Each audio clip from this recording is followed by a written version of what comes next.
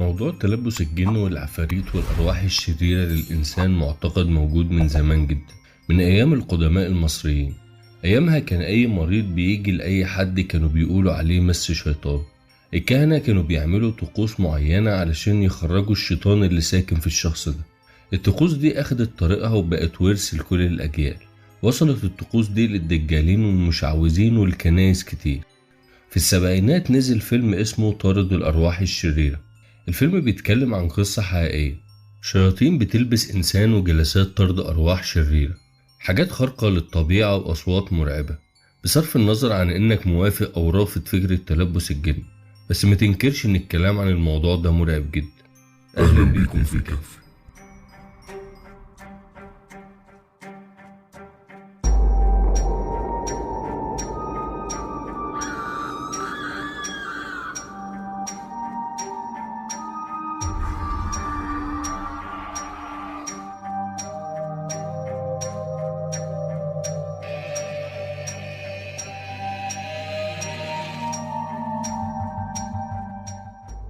يمكن قليل مننا اللي سمع أو اتفرج على فيلم طارد الأرواح الشريرة The Exorcist، فيلم من إنتاج سنة 1973.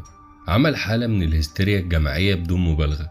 معظم اللي اتفرج عليه ما كانش بيعرف ينام بالليل، كتير منهم بقى يخاف يقعد في أي مكان لوحده. ده غير كمان إن كانت عربيات الإسعاف وقت عرض الفيلم في كل مكان، كانت بتقف بره السينما علشان يلحقوا اللي بيغمى عليه من الجمهور.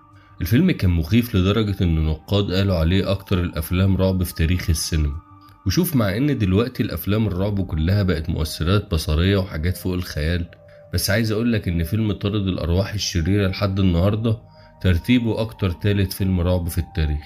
شهرة الفيلم زادت لما انتشر اشاعات بتقول ان حصل لعنة واحداث غريبة وقت التصوير، اللي قال ان في 9 من فريق العمل ماتوا بطريقة غامضة، والبيت اللي كان بيتصور فيه مشاهد الفيلم ولع وبقى رماد. ومع ان الفيلم اتمنع من العرض في بلاد كتير، بس عايز اقولك انه اكتسح صالات العرض، ووقتها بقى اكتر فيلم حقق ايرادات في التاريخ، وقعد سنة على كده لحد لما نزل فيلم الفك المفترس سنة 1974 وعداه في الايرادات. ده غير طبعا ان الفيلم اخد جايزتين اوسكار و4 جوائز من الجولدن جلوب. فيلم طارد الأرواح الشريرة بيتكلم عن بنت أمريكية عندها 12 سنة اسمها ريجان. فجأة تصرفاتها اتغيرت من غير سبب، صوتها بقى خشن، علامات وكتابات غريبة على جسمها، بقى عندها قدرات خارقة، بتقدر تحرك أي حاجة وترفعها عن الأرض من غير ما تلمسها. الحاجات دي خلت أهلها يقلقوا وياخدوها للدكتور علشان يعالجها، وطبعا الفحوصات بينت إنها سليمة ومفيهاش أي مشكلة. حالتها بقت كل شوية بتبقى أسوأ، وتصرفاتها بقت غريبة أكتر من الأول. خوف أهلها عليها اضطرهم يطلبوا المساعدة من الكنيسة، وفعلا كام قسيس شاف البنت وقالوا إنها ممسوسة من الشيطان، اللي لما شافوها طلبوا إذن من الكنيسة علشان ينفذوا جلسات طرد الأرواح الشريرة من جسمها. كانت الجلسات صعبة جدا على البنت، حصل فيها حاجات مرعبة جدا ودموية.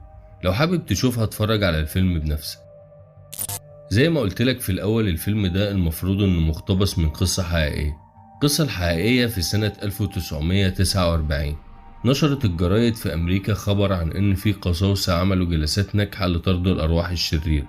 الجلسات دي كانت لولد عنده 14 سنة اسمه رونالد دوبي، وده مش اسمه الحقيقي لأن الكنيسة كتمت عن أي حاجة ليها علاقة بحقيقة الولد ده وأهله.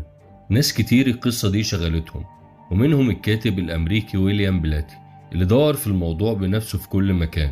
قدر يوصل لمذكرات قصة من اللي اشتركوا في جلسات طرد الأرواح دي. المذكرات دي خلته يقدر يكتب روايته المشهورة The Exorcist اللي نشرها في أمريكا سنة 1971 وحققت نجاح رهيب، وبقى من الكتب الأكثر مبيعات لمدة سنة. وده طبعا خلى المنتجين يحولوا الرواية دي لفيلم سينمائي. طبعا المؤلف في الرواية غير شوية حاجات عن القصة الحقيقية، زي مثلا بدل الولد رونالد بقى بنت واسمها ريجان. ده غير طبعا الأحداث الخيالية علشان شوية الرعب. المؤلف قال إنه أقرب نقطة قدر يوصلها في القصة الحقيقية هي إنه اتكلم مع قس اسمه ويليام بوديرن قبل ما يموت. وقس ويليام هو كان رئيس جلسات طرد الأرواح، وأكد لبلاتي بأن القصة حقيقية، ورفض نهائي إنه يقول أي معلومات تقدر توصل بلاتي للولد صاحب القصة دي. رونالد كان من مواليد 1935، هو الولد الوحيد لأبوه وأمه اللي كانوا عايشين في ولاية ماريلاند أمريكا. كان متعلق بخالته هربت اللي كانت عايشة في سانت لويس ولاية ميزوري. كانت إنسانة مخيفة بتشتغل وسيطة في جلسات تحضير الأرواح. يوم عيد ميلاد رونالد اديت له هدية لوح لعبة ويجا، اللعبة اللي عملت عليها حلقة اسمها ألعاب شيطانية. علمته ازاي يستخدمها وانه يقدر بيها يتواصل مع أشباح العالم السفلي. في 26 يناير سنة 1949 ماتت خالته بطريقة غامضة ومخيفة. بعد لما ماتت حاول رونالد انه يوصل لها بلوح الويجا. بعديها بكام يوم عيلة رونالد بدأت تسمع حاجات غريبة في البيت. عفش البيت بيخبط والبيبان بتفتح وتقفل لوحدها، صوت حد بيتحرك في البيت وتحف تطير في الهواء من غير ما حد يلمسها. سلوك رونالد نفسه كمان اتغير، بقى بيجيله كوابيس كتير وبقى عصبي، والحاجات اللي رعبتهم بجد لما ظهر على جسمه خطوط وكلام مش مفهوم. طلبوا مساعدة كاهن كنيستهم الأب لوثر شولتز، وقالوا له إنهم حاولوا عند دكاترة كتير ومنهم نفسيين علشان يعالجوا ابنهم، بس كل ده كان من غير فايدة. الأب شولتز طلب منهم إنه يقعد مع رونالد في البيت كام يوم.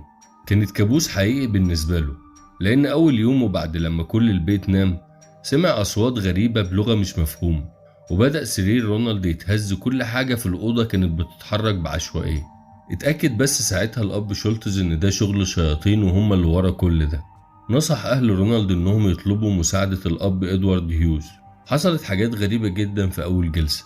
يقولك فجأة الأوضة تبقى برد جدا، رونالد اتكلم بصوت مرعب ضخم وبلغة مش معروفة. وفي أوضة في مستشفى جامعة جورج تاون بدأت أول جلسة طرد أرواح شريرة. بس رونالد كان عنيف جدا، بقى يشتم ويتف عليهم، وفجأة فك الرباط اللي كان ربطه في السرير وبدأ يضرب فيهم بسلسلة حديد. اتصاب ساعتها الأب هيوز وخرج من الأوضة بسرعة، وساعتها بس رجع رونالد لطبيعته وما كانش فاكر أي حاجة. الجلسة اللي بعديها كان فيها 3 قساوسة، وكان رئيسهم الأب بوديرن. كانت عنيفة جدا والسرير كان بيتحرك بالولد بعنف، وظهر على جسمه كلام زي شر وجحيم، ورجع تاني يشتم ويضرب فيهم.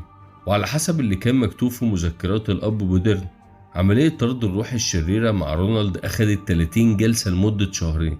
آخر جلسة خرج من جسم رونالد صوت شبه صوت الرعد كأنه بيتكلم، وبعدين فتح رونالد عينه وقال لهم بصوته الطبيعي: لقد انتهى لقد انتهى. رجع رونالد لطبيعته وما كانش فاكر أي حاجة من جلسات طرد الأرواح الشريرة، وعاش حياة طبيعية وكبر واتجوز وخلف.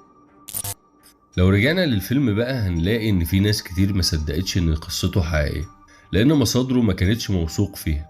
ده غير إن محدش قدر يوصل للولد ده ولا أي حد من عيلته.